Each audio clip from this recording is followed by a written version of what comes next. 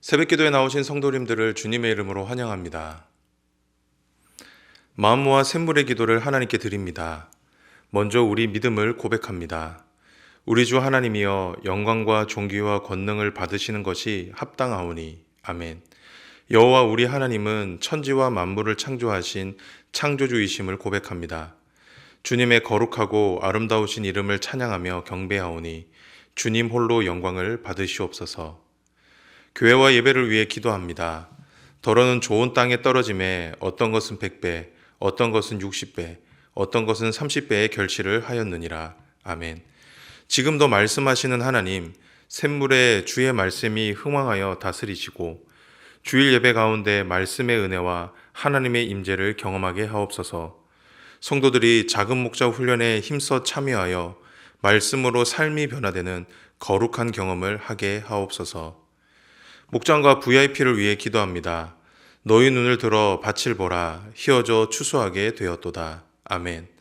추수할 일꾼을 부르시는 주님, 샘물의 목장이 함께 모여 예수 행복을 경험하고 예수 사랑을 나누는 목장이 되게 하옵소서. 목장마다 한 목장 한 영혼 세례주기에 동참하여 VIP를 품고 기도하게 하시고 사람을 남기는 샘물이 되게 하옵소서. 다음 세대와 성도들을 위해 기도합니다. 여호와로 인하여 기뻐하는 것이 너희의 힘이니라. 아멘. 우리의 힘과 능력이 되시는 하나님, 우리 자녀들을 주님께 의탁합니다. 혼탁한 세상에서 주님의 말씀대로 믿고 주님의 말씀대로 살아가는 믿음의 세대가 되게 하옵소서. 어릴 때부터 하나님을 알고 사랑하게 하시고 하나님을 경외하는 청년들이 되게 하옵소서. 주님께서 성도들의 건강과 형편을 보살펴 주시고 어떤 상황에서도 하나님을 기뻐함으로 승리하는 성도가 되게 하옵소서. 나라와 선교를 위해 기도합니다.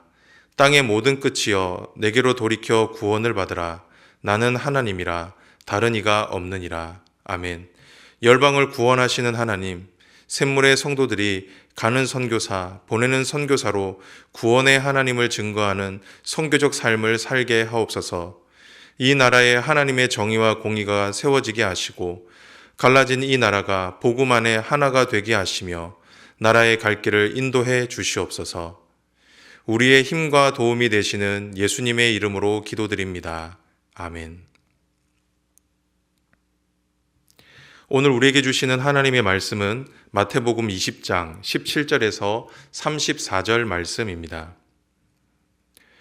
예수께서 예루살렘으로 올라가려 하실 때에 12 제자를 따로 데리시고 길에서 이르시되, 보라, 우리가 예루살렘으로 올라가노니 인자가 대제사장들과 서기관들에게 넘겨짐에 그들이 죽이기로 결의하고 이방인들에게 넘겨주어 그를 조롱하며 채찍질하며 십자가에 못 박게 할 것이나 제3일에 살아나리라. 그때에 세베대의 아들의 어머니가 그 아들들을 데리고 예수께 와서 절하며 무엇을 구하니, 예수께서 이르시되 무엇을 원하느냐. 이르되 나의 두 아들을 주의 나라에서 하나는 주의 우편에 하나는 주의 좌편에 앉게 명하소서. 예수께서 대답하여 이르시되 너희는 너희가 구하는 것을 알지 못하는도다. 내가 마시려는 잔을 너희가 마실 수 있느냐. 그들이 말하되 할 수 있나이다. 이르시되 너희가 과연 내 잔을 마시려니와 내 좌우편에 앉는 것은 내가 주는 것이 아니라 내 아버지께서 누구를 위하여 예비하셨든지 그들이 얻을 것이니라. 열제자가 듣고 그 두 형제에 대하여 분이 여기거늘 예수께서 제자들을 불러다가 이르시되 이방인의 직권자들이 그들을 임의로 주관하고 그 고관들이 그들에게 권세를 부리는 줄을 너희가 알거니와 너희 중에는 그렇지 않아야 하나니 너희 중에 누구든지 크고자 하는 자는 너희를 섬기는 자가 되고 너희 중에 누구든지 으뜸이 되고자 하는 자는 너희의 종이 되어야 하리라. 인자가 온 것은 섬김을 받으려 함이 아니라 도리어 섬기려 하고 자기 목숨을 많은 사람의 대속물로 주려 함이니라. 그들이 여리고에서 떠나갈 때에 큰 무리가 예수를 따르더라. 맹인 두 사람이 길가에 앉았다가 예수께서 지나가신다 함을 듣고 소리질러 이르되 주여 우리를 불쌍히 여기소서. 다윗의 자손이여 하니 무리가 꾸짖어 잠잠하라 하되 더욱 소리질러 이르되 주여 우리를 불쌍히 여기소서. 다윗의 자손이여 하는지라. 예수께서 머물러 서서 그들을 불러 이르시되 너희에게 무엇을 하여 주기를 원하느냐? 이르되 주여 우리의 눈 뜨기를 원하나이다. 예수께서 불쌍히 여기사 그들의 눈을 만지시니 곧 보게 되어 그들이 예수를 따르니라. 오늘 저와 여러분이 함께 나눌 말씀은 제자입니다. 예수님은 저와 여러분을 부르실 때 예수님의 제자로 부르셨습니다. 그렇게 저와 여러분은 이 땅에서 살아갈 때에 예수님의 제자로 살아가야 합니다. 그렇다고 하면 예수님의 제자는 어떤 사람일까요? 누가 예수님의 참 제자일까요? 오늘은 이 말씀으로 주신 은혜를 함께 나누도록 하겠습니다. 바라기는 오늘 말씀을 통해 저와 여러분 모두 예수님의 참 제자로 거듭나게 되는 은혜가 있길 주님의 이름으로 축원합니다. 첫 번째, 누가 예수님의 제자인가? 그 사람은 바로 예수님을 아는 사람입니다. 예수님의 제자는 예수님이 누구이신지 분명히 그리고 정확히 알고 있는 사람입니다. 오늘의 본문의 시작은 예수님이 받으실 순환에 대한 예고로 시작을 하고 있습니다. 예수님은 자신이 지금 예루살렘으로 올라가면 고난을 받고 십자가에 못 박혀 죽을 것이며 사흘 만에 다시 살아날 것을 제자들에게 말씀해 주셨습니다. 예수님의 이 말씀은 예수님이 예루살렘으로 올라가는 목적과 예수님의 죽음이 의미하는 것이 무엇인지를 제자들에게 다시 한번 일러준 것이죠. 그런데 예수님의 말씀을 듣고 제자들이 예수님에게 요구한 것이 무엇이었습니까? 예수님의 보좌 좌우편에 앉게 해달라라는 것이었습니다. 예수님이 예루살렘으로 올라가시면 이스라엘의 왕으로 등극을 하실 건데 그때 자신에게 높은 자리를 달라라는 것이었죠. 저는 이 말씀을 묵상하는데 조금은 놀랐습니다. 지금 이들은 예수님의 말씀을 전혀 듣고 있지 않았습니다. 이들은 자신들이 예수님에게 하고 싶은 말만 하고 있었다라는 거죠. 그런데 이들의 요구가 어떤 것이었습니까? 예수님의 길과는 전혀 다른 길을 요구하고 있었다라는 겁니다. 즉 이들은 예수님과 3년이라고 하는 그 긴 시간을 함께 했었지만 정작 예수님이 누구이신지는 정확히 알지 못했다라는 것이죠. 그런데 오늘 본문에서 예수님이 누구이신지를 분명히 알고 있었던 사람들이 등장합니다. 그 사람은 그 누구도 아닌 바로 맹인들이었습니다. 30절을 다 함께 읽어보겠습니다. 맹인 두 사람이 길가에 앉았다가 예수께서 지나가신다 함을 듣고 소리질러 이르되 주여 우리를 불쌍히 여기소서 다윗의 자손이여 하니. 이들은 예수님이 자신의 마을을 지나가실 때에 예수님을 향해서 다윗의 자손이여 라고 불렀습니다. 여기에서 다윗의 자손이라고 하는 이 말은 예수님께서 구약에 예언된 메시아라는 뜻이었습니다. 즉 이들은 맹인들이었지만 예수님이 누구이시고 예수님이 예루살렘으로 올라가시는 이유가 무엇인지를 분명히 알고 있었다라는 것입니다. 여러분, 정말 아이러니하지 않습니까? 두 눈을 가지고 예수님과 함께 있었던 제자들은 예수님을 알아보지 못했지만 단 한 번도 예수님을 본 적이 없던 사람들이 예수님을 알아봤다니 말이죠. 그런데 성경은 본문에 등장하는 이 맹인들이 예수님의 참 제자라고 말씀하고 있습니다. 이처럼 예수님의 제자는 예수님이 누구인지를 분명히 아는 사람입니다. 그런데 이게 참 쉽지가 않죠. 그렇지 않습니까? 예수님을 안다라고 하는 것은 오랫동안 신앙생활을 한다고 해서 아는 것이 아닙니다. 그렇다고 예수님에 대해 많은 것들을 공부했다고 해서 놀라운 기적을 경험했다고 해서 예수님을 아는 것도 아니죠.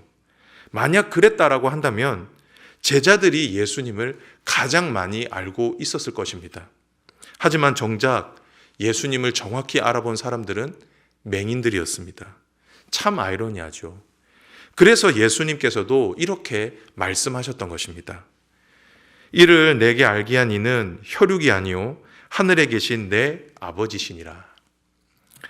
예수님은 예수님께 신앙 고백했던 베드로에게 이것을 알게 한 것, 예수님이 누구이신지를 알게 한 것은 혈육이 아니라고 분명히 말씀하고 있습니다. 자신의 능력으로 알 수 있는 것이 아니라는 것이죠.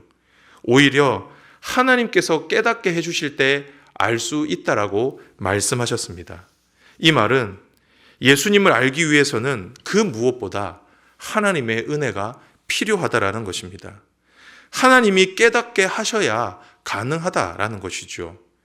그렇기에 저와 여러분이 예수님을 온전히 알기 위해서는 그 무엇보다 은혜가 필요합니다.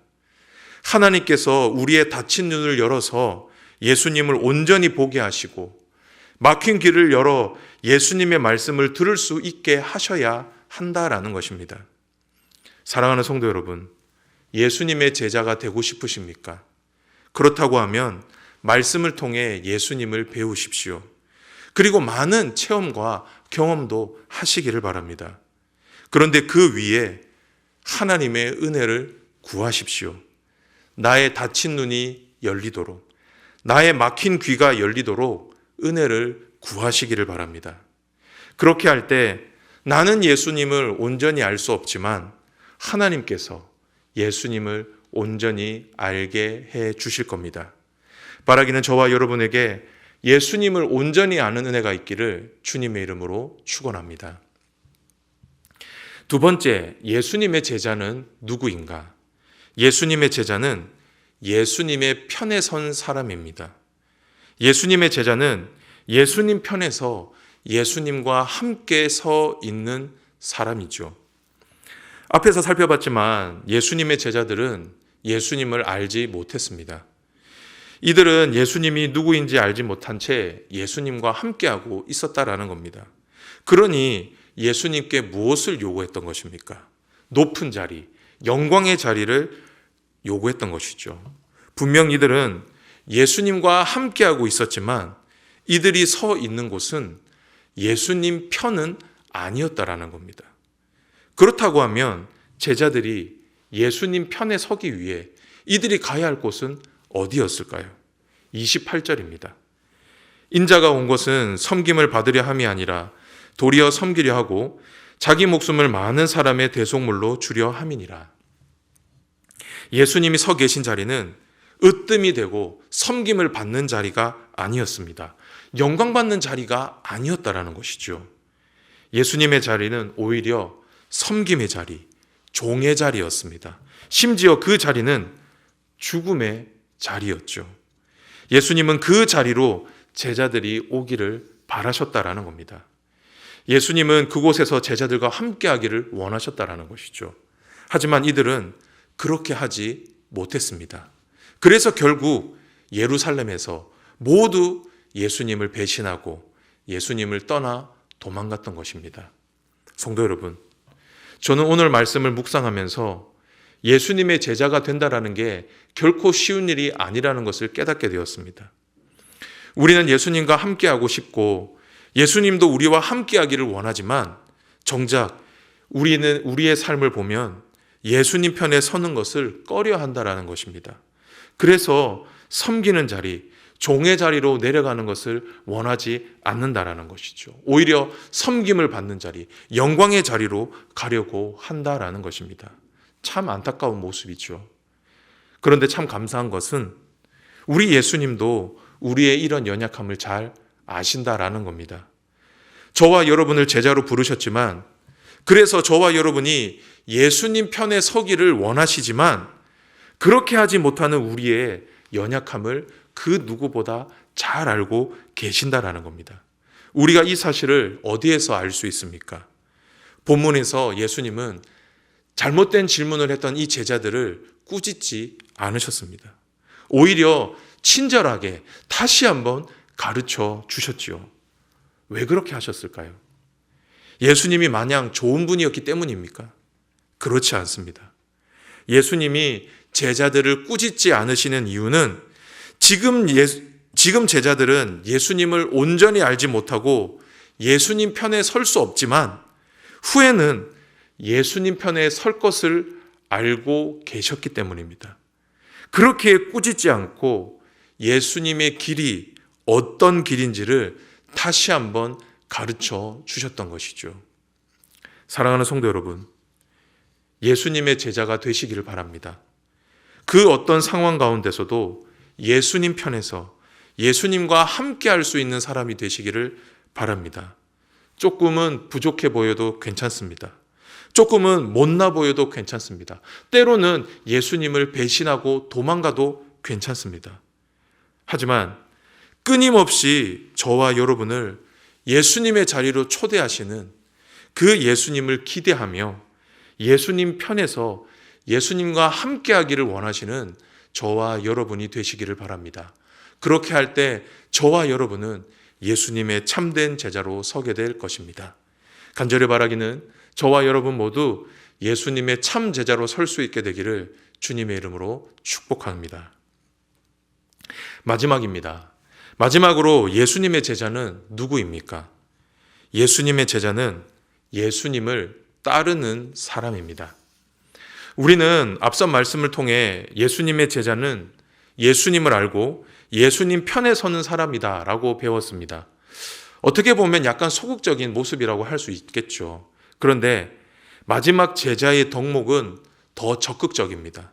그것은 바로 예수님을 따르는 것입니다. 예수님의 뒤를 따르는 것이죠. 오늘 본문에서 맹인들이 그러해야 했습니다. 이들은 예수님께 나아가 예수님께 소리를 쳤습니다. 예수님은 그들을 보시고 제자들과 동일하게 무엇을 해주기를 원하시는지를 물어보셨죠. 그때 그들이 구한 것은 단 하나였습니다. 그것은 바로 보는 것이었습니다. 어떻게 보면 지금 이들에게 가장 필요한 것이었죠. 왜냐하면 이들이 눈만 뜨면 삶의 모든 것들이 다 회복될 수 있었기 때문입니다.